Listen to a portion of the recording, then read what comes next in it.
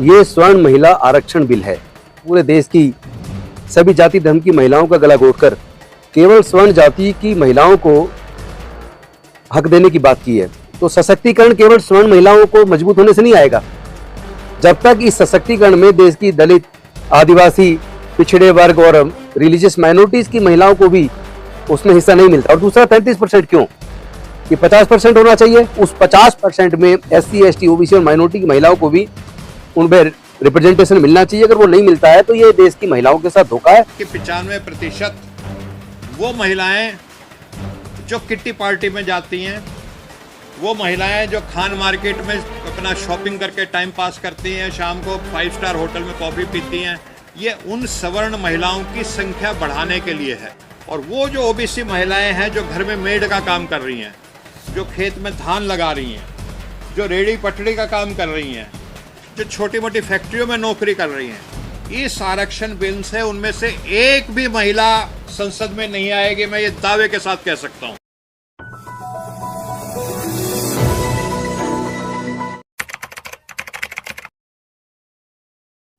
मैं जय मंडल, जय फूले, जय भीम के साथ इस जो बिल है उसका मैं विरोध करती हूं। और मैं चाहती हूं कि जो देश की 25% महिलाएं हैं उनको भी इस बिल में हक मिले। इसलिए इस हक के विरोध में हम इस बिल को चलाते हैं।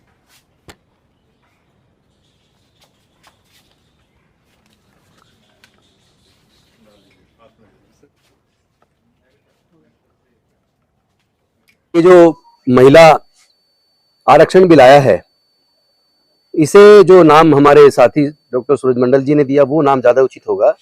ये स्वर्ण महिला आरक्षण बिल है। इन्होंने पूरे विपक्ष की गला घोटकर, पूरे देश की सभी जाति धर्म की महिलाओं का गला घोटकर केवल स्वर्ण जाति की महिलाओं को हक देने की बात की है। तो सशक्तिकरण केवल स्वर्ण महिलाओं को मजबूत होने से नहीं आएगा। जब तक इस सशक्तिकरण में देश की दलित, आदिवासी, पिछड़े वर्ग और रिलीजियस माइनॉरिटीज की महिलाओं को भी उसमें हिस्सा नहीं मिलता। और दूसरा 33% क्यों, ये 50% होना चाहिए। और 50% में SC, ST, OBC और माइनॉरिटी की महिलाओं को भी अलग से, जो SC, ST का रिजर्वेशन में उसमें नहीं, 131 में नहीं, उससे अलग 50% केवल महिलाओं को रिजर्वेशन होना चाहिए।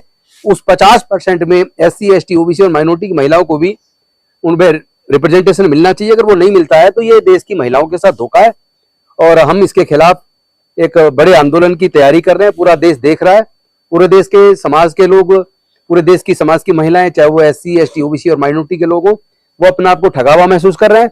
ये इनकी नीयत एक्चुअली में SC, ST, OBC माइनॉरिटी को मुख्य धारा में लाने की नहीं है। और ये एक धोखा पूरे देश के साथ हो रहा है।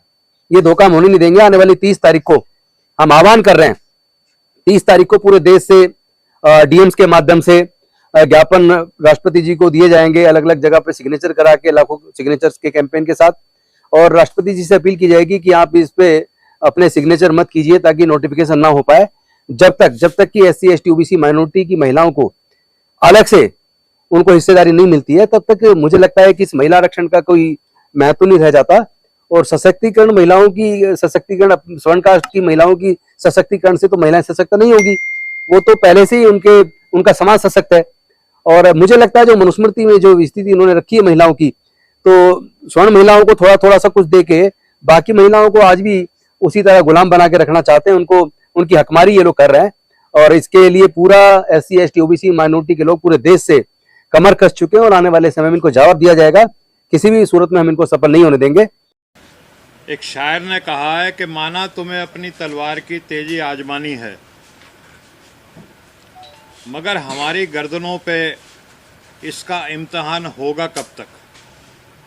जो OBC समाज है, बाबा साहब ने जब संविधान लिखा और वो संविधान 26 जनवरी 1950 को लागू हो गया, तो OBC का उसमें धारा 340 के अंतर्गत तभी से आरक्षण मिलना शुरू हो जाना चाहिए था। लेकिन हमारे भाई साहब राजेंद्र पाल जी, रतन लाल जी सब इस बात को बार बार याद दिलाते हैं हमें कि 42 से 48 साल लगे उन अधिकारों को प्राप्त करने के लिए जो 26 जनवरी 1950 को मिलना चाहिए थे। तो इस देश में जब संविधान लागू हुआ तो उससे पहले 26 नवंबर को बाबा साहब ने कहा था कि इस संविधान से राजनीतिक समता तो आएगी, लेकिन सामाजिक समता और जो आर्थिक समता है वो जब तक नहीं होगी तब तक ये समता मूलक समाज बनेगा नहीं। हमारे सपनों का भारत, जिसको कहते हैं कि मजबूत भारत, सशक्त भारत, समृद्ध भारत नहीं बनेगा। एक साजिश चल रही है, वो मनुवादी, ब्राह्मणवादी, जातिवादी ताकतें जो हजारों साल से इस देश के जो कामगार, जो कमेरा वर्ग है, उसका लगातार शोषण करती रही हैं। उनको ये बर्दाश्त नहीं है आज भी, इस 21वीं सदी में जब पूरी दुनिया एक ग्लोबल विलेज बन चुकी है, कि इस देश में समता मूलक समाज बने। और हम लोगों का सौभाग्य था कि हम लोगों ने शरद यादव जी के साथ बहुत नज़दीकी तौर पे काम कर रखा है पिछले 30-40 साल से, और शरद यादव जी हमें इस बात को समझाया करते थे। आज भी अगर आप देखें तो ओबीसी की अगर मैं सिर्फ बात करूं तो जिसकी आबादी 52% बताई जाती है, उससे ज़्यादा ही होगी अगर ताज़ा जनगणना कराई जाए, उस 52% ओबीसी को मात्र 24% सांसद हैं लोकसभा में, जबकि होने चाहिए कम से कम 52%।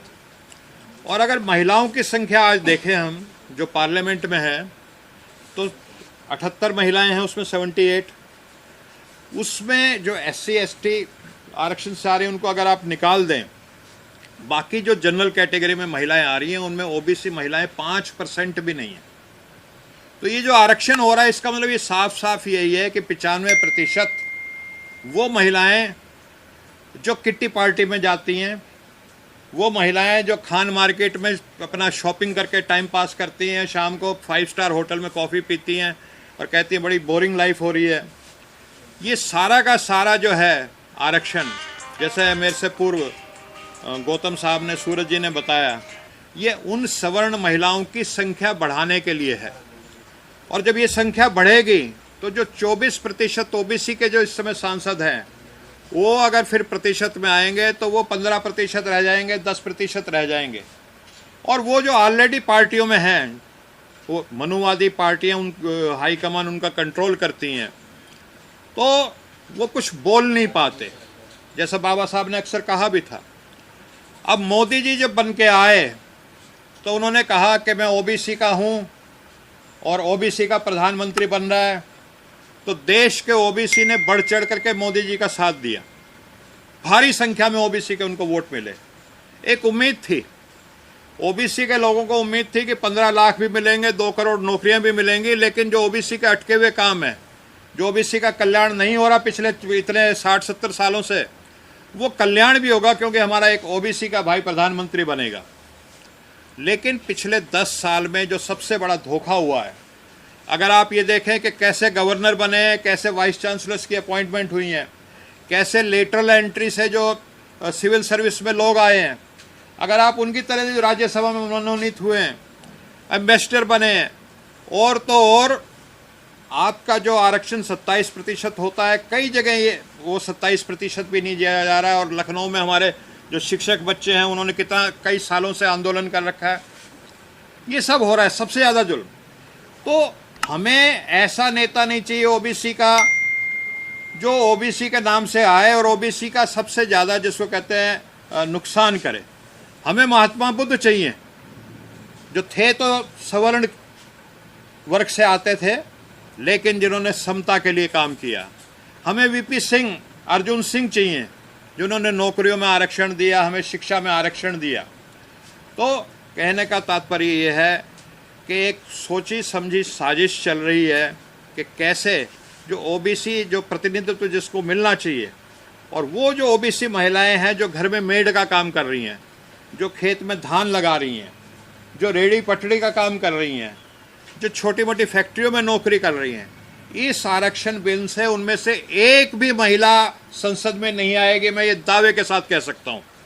लालू जी ने कभी पत्थर फोड़ने वाली के महिला को बनाया था, कभी ऐसे ही और लोगों को वर्गों से ना आरक्षण होते हुए भी बनाया था, लेकिन इस सवर्ण महिला आरक्षण से एक भी वो महिला जो असल में जो शोषित है, वंचित है, पीड़ित है, जिसको हाशिए पे धकेला गया है, कई पीढ़ियों से धकेला गया है, मैं दावे के साथ कह सकता हूँ इस बिल के जरिए एक भी ऐसी शोषित पीड़ित जो खेत में काम करने वाली महिला, जो मजदूर वर्ग की महिला संसद में नहीं पहुँचने वाली। तो हम इस महिला का बिल का पुरजोर विरोध करते हैं।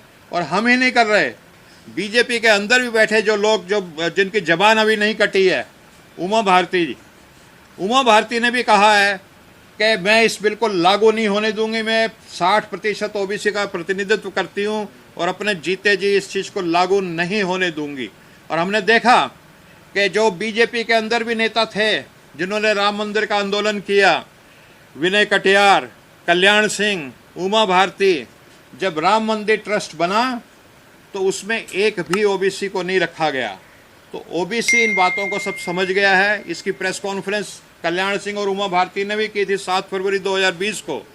ओबीसी इस सदमे से उबर नहीं पा रहा और ओबीसी के लोग ग्राउंड लेवल पे इस बात का प्रण ले चुके हैं कि इस हालत में हम चाहते हैं 50% महिला आरक्षण हो इस देश में, या जितनी भी आबादी, अगर उनकी 52% है तो 52% महिला आरक्षण हो। लेकिन ओबीसी महिलाओं को इसमें से निकाल करके केवल सवर्ण महिलाओं को अगर आगे लाने के लिए इस बिल को किया जाएगा तो इसका गांव-गांव पे विरोध होगा और इसकी शुरुआत 30 तारीख से होगी। तमाम वो संगठन जो सामाजिक न्याय में विश्वास रखते हैं, तमाम वो लोग जो सामाजिक न्याय के आंदोलन के सिपाही हैं, वो अपने अपने तरीके से, क्योंकि हम बाबा साहब को मानने वाले हैं, हमारे सारे जो आंदोलन होते हैं वो संवैधानिक होते हैं, वो शांतिपूर्ण होते हैं। हम कानून के दायरे में रह करके सारे आंदोलन करते हैं। तो कानून के दायरे में रह करके अहिंसा और शांति का बिल्कुल पालन करते हुए संवैधानिक तरीकों से 30 सितंबर को हम इस आंदोलन का आगाज़ करने जा रहे हैं। और ये तब तक हमारा आंदोलन चलेगा और ये इवॉल्व करता रहेगा स्टेप बाय स्टेप। जैसे हमारे साथी बैठे हुए हमारे साथी, हमने 13 पॉइंट रोस्टर का भी आंदोलन चलाया था और उसको स्टेप बाय स्टेप हमने ले करके गए थे और फिर देशव्यापी आंदोलन बन गया था।